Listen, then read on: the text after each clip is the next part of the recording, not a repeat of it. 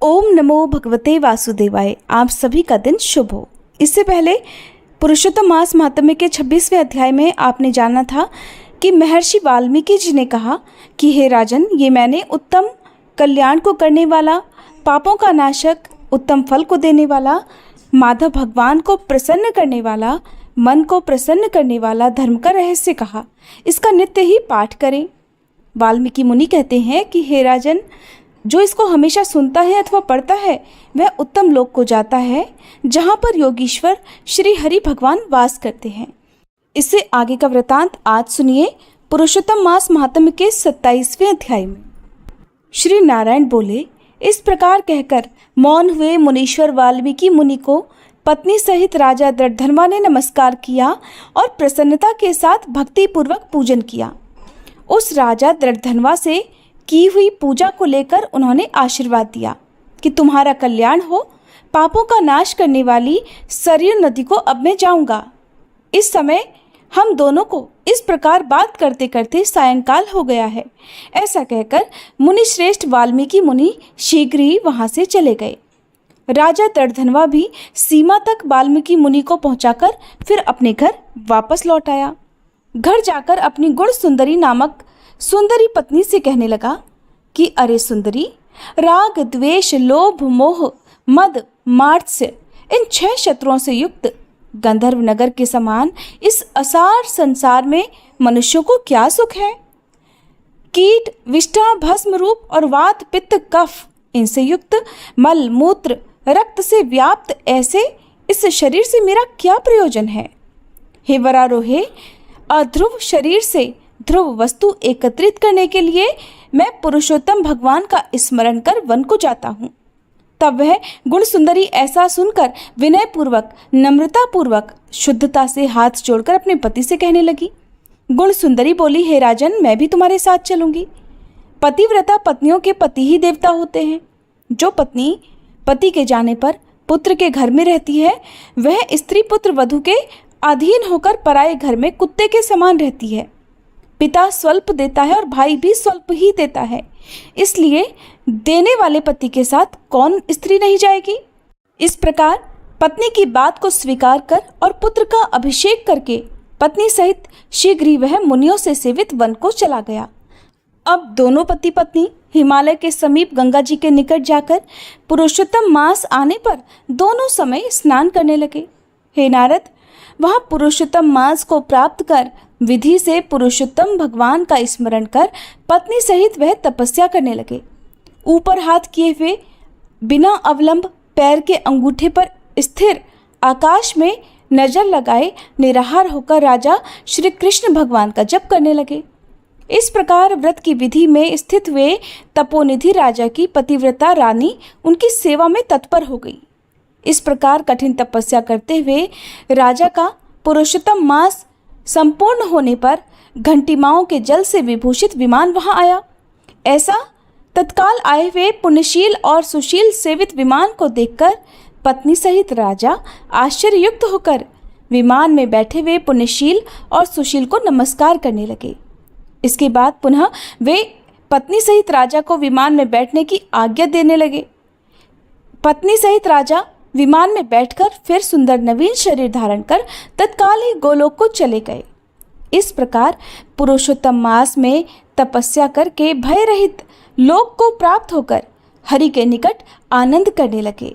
और पतिव्रता पत्नी भी पुरुषोत्तम मास में तप करते हुए पति की सेवा कर उसी लोक को प्राप्त हुई। श्री नारायण बोले, हे नारद, मेरी एक जिह्वा है, इस समय इसका क्या वर्णन करूं। इस पृथ्वी पर पुरुषोत्तम के समान कुछ भी नहीं है। सहस्त्र जन्म में तप करने से जो फल प्राप्त नहीं होता है वह फल पुरुषोत्तम के सेवन से पुरुष को आसानी से प्राप्त हो जाता है। श्री पुरुषोत्तम मास में बुद्धिपूर्वक या फिर अबुद्धिपूर्वक किसी भी बहाने अगर उपवास, स्नान, दान और जप आदि किया जाए तो करोड़ों जन्म पर्यंत किए हुए पाप नष्ट हो जाते हैं। जैसे दुष्ट बंदर ने अबुद्धिपूर्वक 3 रात तक पुरुषोत्तम मास में केवल स्नान कर लिया तो उसके पूर्व जन्म के सभी कुकर्मों का नाश हो गया और वह बंदर भी दिव्य शरीर धारण कर विमान पर चढ़कर जरा मरण रहित गोलोक को प्राप्त हुआ। इसलिए ये पुरुषोत्तम मास संपूर्ण मासों में अत्यंत श्रेष्ठ मास है, क्योंकि इसमें बिना जाने ही पुरुषोत्तम मास में किए गए स्नान मात्र से दुष्ट वानर को हरि भगवान के समीप पहुंचाया। अहो, आश्चर्य है! श्री पुरुषोत्तम मास का सेवन जो नहीं करने वाले हैं वे महामूर्ख हैं। वे धन्य हैं और कृतकृत्य हैं और उनका जन्म सफल है जो श्री पुरुषोत्तम मास का विधि विधान के साथ स्नान, दान, जप, हवन, उपवास पूर्वक सेवन किया करते हैं। नारद मुनि बोले, नारायण नारायण प्रभु, वेद में समस्त अर्थों का साधन करने वाला मनुष्य शरीर कहा गया है, परंतु ये वानर भी ब्याज से पुरुषोत्तम मास का सेवन कर साक्षात मुक्त हो गया है। हे तपोनिधे, संपूर्ण प्राणियों के कल्याण के निमित्त मुझसे इस कथा को भी कहिए। इस वानर ने 3 रात तक स्नान कहाँ पर किया? ये वानर कौन था? आहार क्या किया करता था? कहाँ पैदा हुआ, कहाँ रहता था? और श्री पुरुषोत्तम मास में व्याज से उसे क्या पुण्य मिला? हे तपोनिधे, कृपा कर ये सब कुछ विस्तार पूर्वक मुझसे कहिए। आपसे कथामृत श्रवण करते हुए मुझे तृप्ति ही नहीं होती। श्री नारायण बोले, हे देवर्षि, कोई केरल देश का अत्यंत लालची, शहद की मक्खियों के समान धन में प्रेम रखने वाला, सर्वदा धन के संचय करने में तत्पर रहने वाला कोई ब्राह्मण था। उसी कर्म से लोक में कद्दर्य नाम से प्रसिद्ध था। उसके पिता ने भी पहले उसका नाम चित्र शर्मा रखा हुआ था। उस कद्दर्य ने सुंदर अन्न, सुंदर वस्त्र का कभी किसी समय उपभोग नहीं किया। उसको बुद्धि ने अग्नि में आहुति, पितरों का श्राद्ध भी नहीं किया। सम्मान पाने के लिए कुछ नहीं किया और आश्रित वर्ग का कभी पोषण भी नहीं किया। अन्याय से धन को इकट्ठा कर पृथ्वी में गाड़ दिया। माघ मास में उसने कभी तिलों का दान नहीं किया। कार्तिक मास में दीपदान नहीं किया, कभी ब्राह्मणों को भोजन नहीं कराया। वैशाख मास में धान्य का दान नहीं किया और व्यतिपात योग में सोने का दान नहीं किया। वैधृति योग में चांदी का दान नहीं किया और ये सब दान कभी सूर्य संक्रांति काल में नहीं दिया। चंद्र ग्रहण, सूर्य ग्रहण के समय ना तो जप किया और ना अग्नि में आहुति ही दी। सर्वत्र नेत्रों में आंसू भरकर दीन वचन कहा करता था। वर्षा, वायु, आतप से दुखी, दुबला और काले शरीर वाला वह मूर्ख सदा धन के लालच से धरती पर घूमा करता था। अरे कोई इस पामर को कुछ दे देता, इस प्रकार बार बार कहता हुआ गौएं दोहने के समय तक कहीं भी ठहरने में वह असमर्थ था।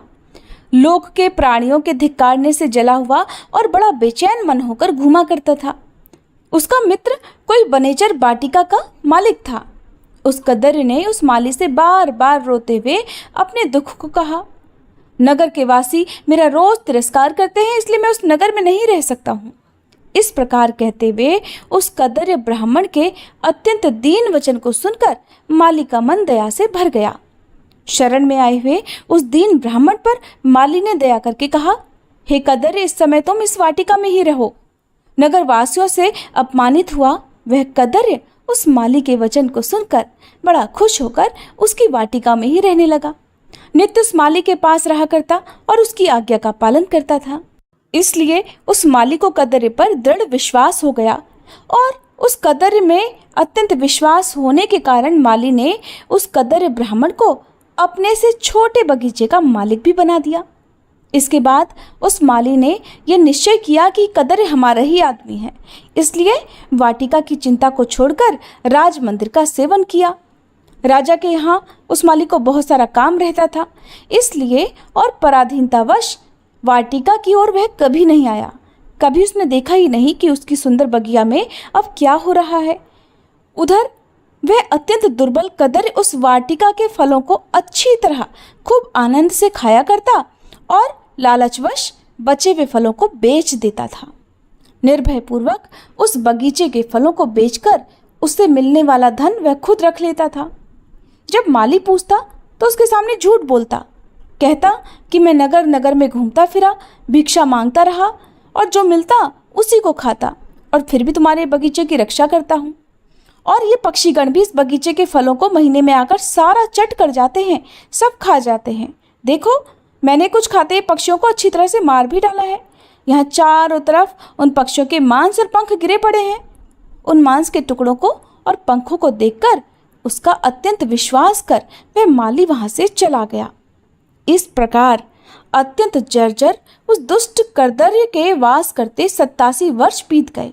वह मूर्ख वहां ही मर गया और उसे अग्नि और लकड़ी भी नहीं मिली। बिना भोगे पापों का नाश नहीं होता है, ऐसा वेदों को जानने वाले कहा करते हैं और इसमें कुछ भी झूठ नहीं है। इस प्रकार हाहाकार करता हुआ यमदूतों के मुदगर के आघात से पीड़ित कष्ट के साथ अत्यंत भयंकर दीर्घ मार्ग को वह गया। पूर्व में किए हुए कर्मों को याद करता हुआ, दुख प्रकट करता हुआ, प्रलाप करता हुआ और बुद्ध अक्षरों में कहता हुआ कि अहो आश्चर्य है, मुझ दुष्ट कदर्य के अज्ञान को देखिए। कृष्ण सार से युक्त पवित्र इस भारत खंड में देवताओं को भी दुर्लभ मनुष्य शरीर को प्राप्त कर मैंने धन के लोभ से भला क्या किया, अर्थात कुछ भी नहीं किया, और मैंने अपना जन्म व्यर्थ में खो दिया। और मैंने बहुत दिनों में जो धन इकट्ठा किया था वो धन तो पराधीन हो गया। इस समय कालपाश में बंधा पराधीन होकर अब मैं क्या करूं? पहले मनुष्य शरीर को प्राप्त कर मैंने कुछ भी पुण्य कर्म नहीं किया, न तो दान दिया, न अग्नि में आहुति दी, न हिमालय की गुफा में जाकर तपस्या की, मकर के सूर्य राशि में स्थित होने पर माघ मास में न तो गंगा जी के जल का सेवन किया, पुरुषोत्तम मास के अंत में 3 दिन उपवास भी नहीं किया, और कार्तिक मास में तो तारागण के रहते प्रातः स्नान नहीं किया। मैंने पुरुषार्थ को देने वाले मनुष्य शरीर को भी पुष्ट नहीं किया। अहो आश्चर्य है, मेरा संचित धन तो धरती में निरर्थक गड़ा ही रह गया। दुष्ट बुद्धि होने के कारण जीवन पर्यंत जीव को कष्ट दिया, और मैंने जठराग्नि को भी कभी अन्न से तृप्त नहीं किया। किसी पर्व के आने पर उत्तम वस्त्र से शरीर को कभी ढका तक नहीं। न तो जाति के लोगों को, न बंधु बांधवों को, न स्वजनों को, न बहनों को, न दामाद को, न कन्या को, न माता पिता छोटे भाई को, न पतिव्रता पत्नी को, न ब्राह्मणों को प्रसन्न किया। इन लोगों को एक बार भी मिठाई से कभी तृप्त नहीं किया। इस प्रकार विलाप करते हुए उस कदर्य को यमदूत मारते हुए यमराज जी के पास ले गए। उसको देखकर चित्रगुप्त ने उसके पाप पुण्य को देखा और अपने स्वामी धर्मराज से कहा कि हे महाराज, ये ब्राह्मणों में अधम कंजूस है। धन के लोभी इस दुष्ट कदर्य का कुछ भी पुण्य नहीं है। वाटिका में रहकर इसने बहुत पाप किए हैं। माली का विश्वास पात्र बनकर पहले तो फलों को खूब चुराया, और जो पके हुए फल थे उन्हें खाया, और जो खाने से बच गए थे फल उन्हें इस दुष्ट ने धन के लालच से बेच डाला। एक फलों की चोरी का पाप, दूसरा विश्वासघात का पाप। हे प्रभु, ये 2 पाप इस कंजूस में अत्यंत उग्र हैं, और भी इसमें अनेकों प्रकार के पाप भरे हुए हैं। नारद मुनि बोले, इस प्रकार ब्रह्मा जी के पुत्र चित्रगुप्त के वचन को सुनकर अत्यंत क्रोध से युक्त धर्मराज ने कहा कि ये कदर्य 1000 बार वानर योनि में जाए, और विश्वासघात का फल इसको बाद में मिलेगा। जय श्री कृष्णा। इसके आगे का वृत्तांत आप सभी अगले अध्याय में सुनिएगा। आज की ये कथा आपको कैसी लगी? अगर हो सके तो वीडियो को लाइक करके कमेंट बॉक्स में जरूर बताइएगा।